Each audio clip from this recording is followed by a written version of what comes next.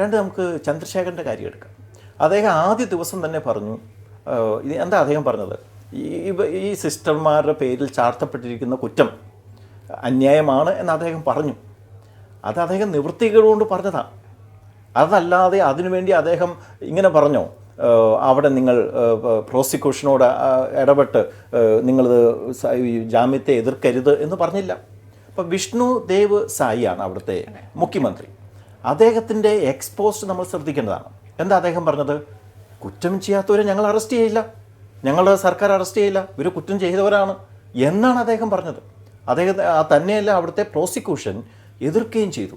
തന്നെയല്ല ഇതിൻ്റെ അകത്തുള്ള അത് ജുഡീഷ്യറിയായിട്ട് ബന്ധപ്പെട്ട ഒരു ഘടകമാണ് എങ്കിലും അത് പറയാതിരിക്കാൻ പറ്റില്ല.